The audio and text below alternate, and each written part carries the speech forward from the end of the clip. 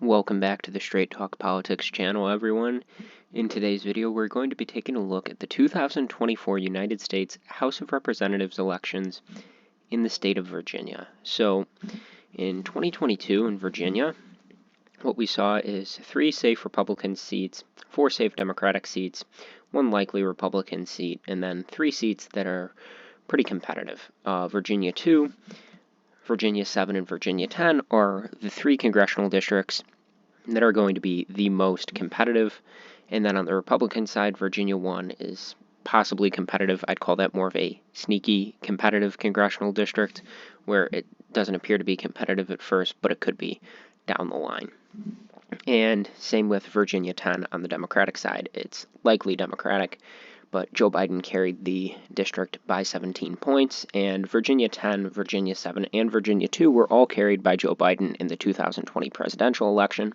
So that's something to keep in mind heading into the 2024 U.S. House elections, that Virginia 7 and Virginia 10, Democrats running in those districts are going to be helped by Joe Biden because he's probably going to be carrying those districts again in the state of Virginia, especially if he's running against Donald Trump, who's not popular in Virginia, especially in Virginia's northern suburbs, or northern region, the suburbs of Alexandria, Virginia. And Jen Kiggins is going to be fighting an uphill battle, especially considering that Joe Biden carried her district, and if he does again, then that she's going to have to rely on voters splitting their tickets. And if we go back to our map here, what we can do is we can automatically categorize our safe Republican seats and our safe Democratic seats. And then I categorized Rob Whitman's district as likely Republican. I think that'll be in the ballpark of 13 to 14 percentage points Republican victory, although I don't think it'll be over 15. And then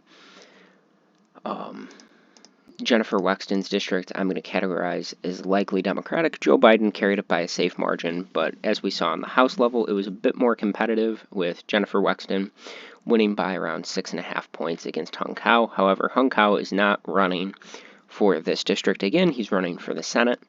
So I don't think this district will be as competitive, although I see the Democrats winning here by a similar margin to 2020 or 2018, so around 12 to 13 points. And then Virginia 7, Abigail Spanberger is the incumbent in that district. As of right now, I see that as a leaning Democratic district. She's a strong incumbent in that district.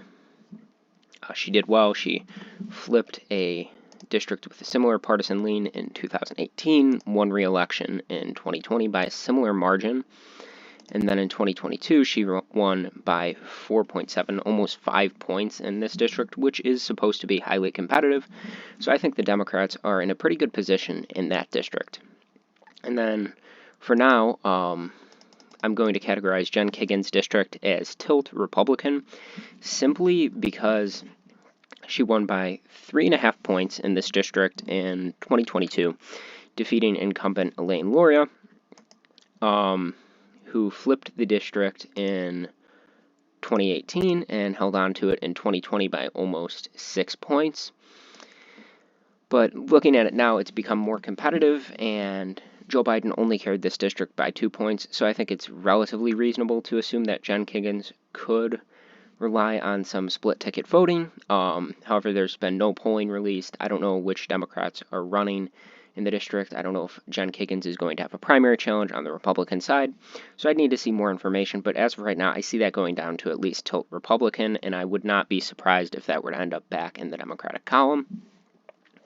So really the only change from 2022 is Jen Kiggins' seat would go from lean Republican to tilt Republican. So that's Virginia 2 would go from lean Republican to tilt Republican, and I'm just categorizing all these as safe seats so you can see the way they look with the solid party color.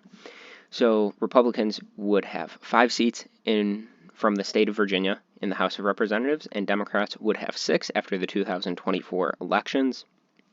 no flips would take place, and the only change in margins would be in the 2nd District, which would go from lean Republican to tilt Republican. Thank you all for watching the video.